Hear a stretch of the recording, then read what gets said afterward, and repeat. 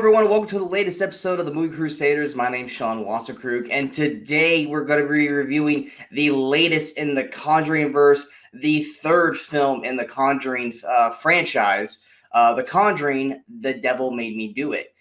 This one came out in theaters and HBO Max.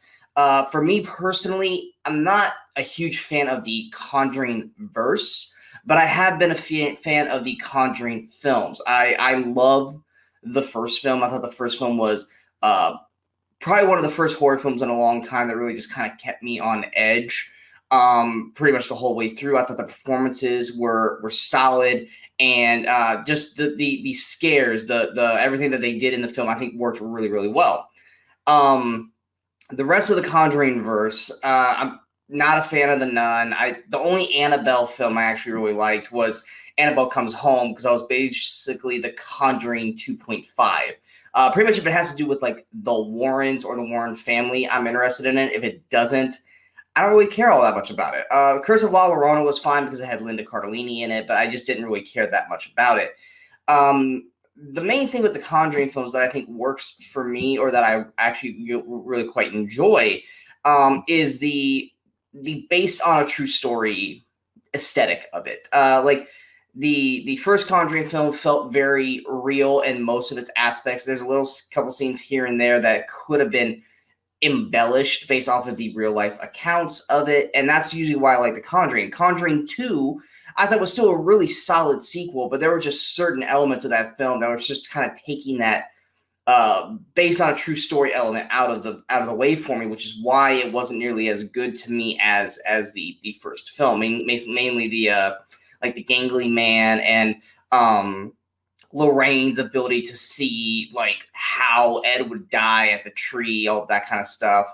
It was just it just didn't quite hit the mark as well as the first one did. So going into this third film, I mean, first off, I was excited because we hadn't had a Conjuring movie in a while. We've been doing, the Annabelles and La Llorona and Nun and stuff like that. So I was excited to see Patrick Wilson and Vera Farmiga come back as Ed and Lorraine Warren. Seeing trailers for this film, I was even more excited because of based off of what the story was going to be. The story follows the Arnie Johnson case where the guy killed somebody and then said he was possessed. It was the devil that made me do it. And then based off of the trailers for this film, I was thinking that it was going to be more about kind of like a court drama surrounded by horror, because they have to try to basically help him with his case and make the jury believe that he was actually possessed. A lot like one of my favorite horror films ever, The Exorcism of Emily Rose, which, if you guys have never seen that film is fantastic. Basically, it's surrounding an exorcism, and it's all about this court case for this priest who did the exorcism, and then trying to find a right case to defend him so he won't go down for, manslaughter, murder, all that kind of stuff. It's a phenomenal film. If you guys have never seen it, you should check it out. But I was excited because I figured, this is their version of that, but, with Ed Warren and Lorraine Warren. So that was something that I was super, super stoked about going into this film.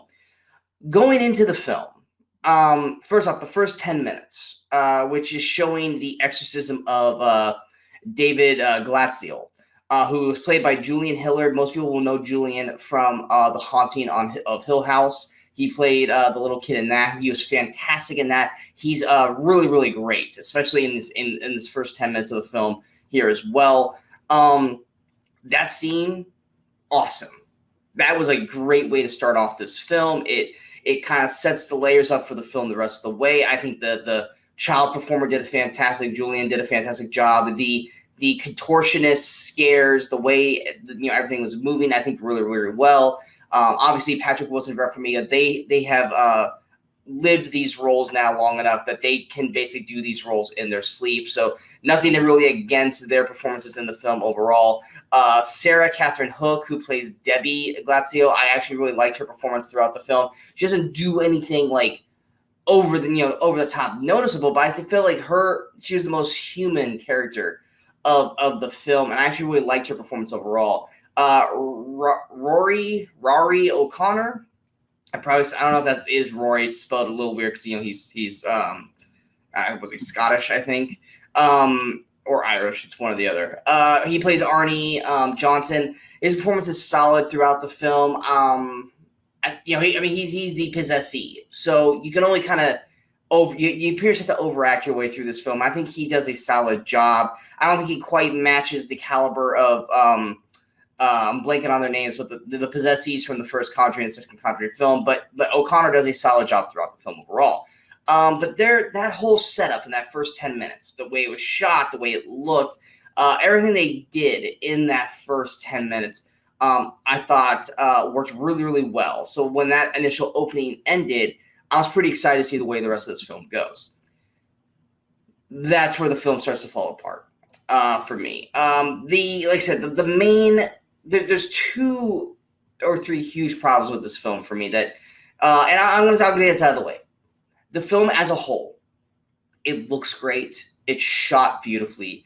The acting is solid all the way throughout. There's no bad acting or anything like that.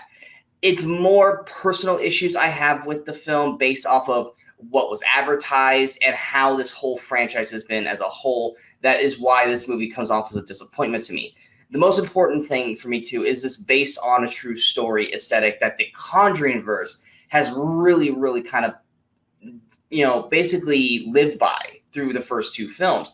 Even at the end of this initial 10-minute opener where we, learn how Arnie got possessed and everything like that, it even stops the film to go, this is about the story of Arnie Johnson based on a true story. The rest of the film, honestly, feels like an episode of Supernatural or The X-Files, because it's not about the court case. I was so excited to see this court case and how the Warrens were going to be able to, prove that he was, or not be able to prove how he was possessed, so that way, they can get him off the death penalty and only the manslaughter charge that he got charged with by the end of the film. But the court case is not barely even in this movie at all. It gets tacked on in the final 3 minutes of the film, and you get to see the initial, he's not guilty based off of possession. And then the rest of the film is just the Warrens kind of going out and doing a mystery thriller with this other character. And the problem with that is that it abandons, for the most part, the Arnie Johnson story. Yes, the mystery that they're on is loosely in connection to the Arnie Johnson case. They're trying to figure out how they're all connected to try and help Arnie, but it never in the film do we ever actually see them go, because of this is why this happened. This is why he was out of control. This is why this. We don't see that get talked about in the court case at all because we don't get to see the court case. So it just feels like they were like, okay, this story with Arnie Johnson, it's a nice hook to get people in, but it is not the story that's going to keep the audience going throughout the film, which to me is the story I wanted to watch. It is the story I wanted to follow and the journey I wanted to go on with these characters. Instead, we get this side story where the Warrens are basically having to figure out this mystery of basically like a witch cult. And that's where the base of the true story thing to me falls apart. Because the whole thing with the Warrens, and to me that's worked, and I get that they're trying to do something different. Michael Chavez is directing this film instead of James Wan. He did The Curse of La Llorona. He's decent. He's not that great in terms of writing a good plot. Making things look great, fantastic. Writing a story, not so much. It's just, I have a hard time believing the story that the Warrens are on throughout this film, which, like I said, the movie's supposed to be based on a true story, which apparently the Arnie Johnson stuff's based on a true story, and then all the Warren stuff is just, let's just make a fake story for the Warrens to be on because we don't have a strong enough story here to tell. Which is really disappointing because the further and further it feels that it is not based on a true story, the more I'm just getting annoyed by the promise that the film was giving us from the beginning of the film. And that's one of the biggest issues I've got with the film. It's not that the story is bad. It's not a bad story. But if they just came right out and said, look, this story is not really based on a true story. We're taking, true elements of what's going on here, but the rest of the story is just kind of a movie. I'd be fine with that because if it was just like here's the Warrens doing a crazy, horror thriller and it's not based on anything true. All right, then I could watch it without going, okay, bullshit. This probably did not happen.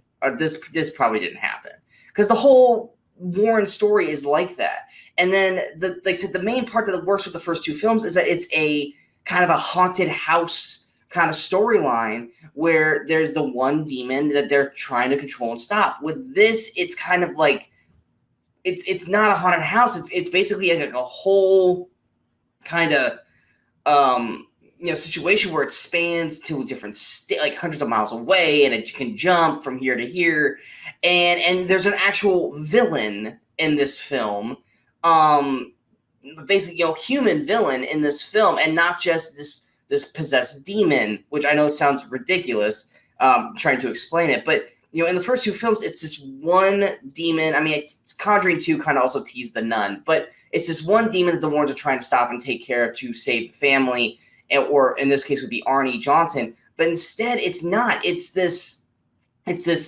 human-esque kind of character that basically has it out for the Warrens and is trying to do its own thing, and it can control multiple aspects of what's going on, which, once again, I'm not buying that as based on a true story. And then it also just kind of completely takes away from what the film was promising us from the beginning of the movie, which was going to be this court case between Arnie Johnson where the Warrens have to prove that he was possessed. The story itself, it's not bad. It just doesn't really work for me. Patrick Wilson, sadly, with Ed Warren's health in this film, Patrick Wilson, at least until the third act, is basically saddled with the I have to act really old and out of shape kind of role. He's kind of always having to hold his try to catch his breath and walk around in a cane, which Patrick Wilson's character, Patrick Wilson as an actor, to me just needs a lot more to do than just kind of sit around and just look out of shape. I get he's playing a true character. He was going through a lot of health issues at the time, the Ed Warren character around this time, so I get that. It just kind of felt like, man, I wish Patrick Wilson had a little bit more to do in the film, which he does get in the third act, which even then at that point, it's like, okay, it is what it is. I can't change this, but this is the story they're going to tell. Vera Farmiga, she gets a hell of a lot more to do in the story, but then they also try to throw a whole kind of love, like past love story thing with the Warrens about how they first met and all that, which obviously comes around at the end to win the day kind of situation. It just didn't work for me. And then the possessed demon in this film looks great.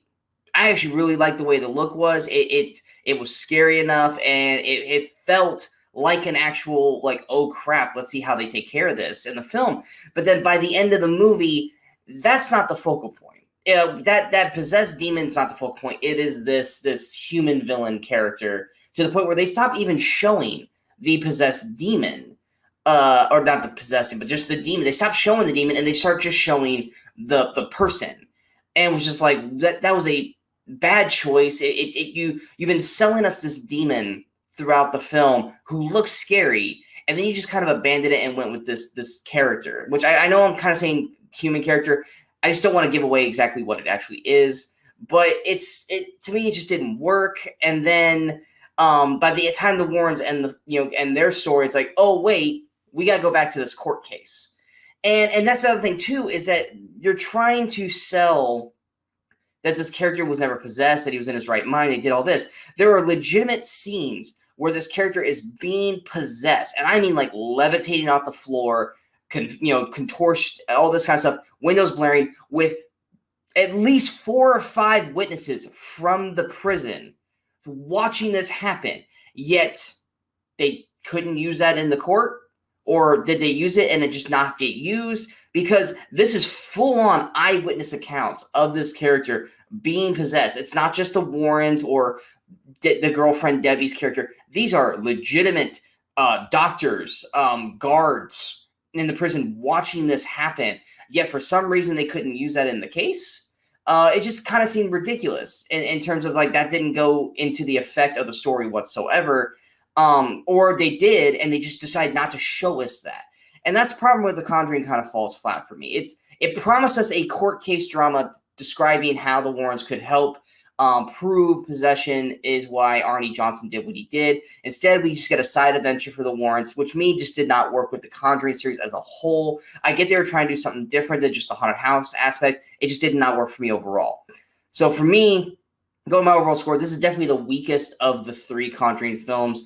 If you're a fan of the Conjuring verse, if you're a fan of the Conjuring franchise, you're obviously going to watch this anyway, whether it be in theaters or whether it be on HBO Max. So I'm not going to say don't watch it or watch it. Me personally, this is probably the one Conjuring film that I will probably never go back to see or never go back and rewatch unless I need to for trivia purposes. I've gone back and watched the first two Conjuring films multiple times, enjoyed them multiple times. This is the one where I just probably won't ever come back to because honestly, after that first initial 10 minutes, the next hour is really boring. It really, really is. It is dull. The story is just kind of blah. And it's just not fun to watch until we get to the third act when stuff just goes crazy. So going to my overall score, I'm going to give The Conjuring, The Devil Made Me Do It a 67%, which is a C grade. And yeah, this is just, to me, it's a big swing and a miss for the Conjuring verse. I hope if they do decide to make another Conjuring film, that they bring it back to what made the Conjuring film great, which is that haunted house story element and not this otherworldly kind of conspiracy stuff against the Warrens. But I hope you guys enjoyed this review. If you guys did, go ahead and hit that like, share, subscribe button to the channel so you guys stay up to date with all the latest videos that pop up on the Movie Crusaders. And of course, don't forget to follow us on all the social media outlets you see below. Coming up next, we've got In the Heights, which is my co-host on the Movie Crusaders, Brian Michaels, probably most anticipated film of 2021. So he will probably be with me for that review. And then also on Paramount Plus, we have the Mark Wahlberg Chiwetel Ejiofor action film, Infinite. I'm going to try to get that watched this next week and try to review it. I can't make any promises, but we definitely will have a review for In the Heights. So feel free to check that out. And then like every Friday, myself and Brian Michaels will be here for the Weekend Crusaders. We will talk about 5 movies that came out during that weekend in the movie history. So be on the lookout for that. We love that show. We hope you guys watch that show because we enjoy doing that show for you. But until next time, in case I don't see you, good morning, good afternoon, and good night, Movie Crusaders. You're still here? It's over. Go home.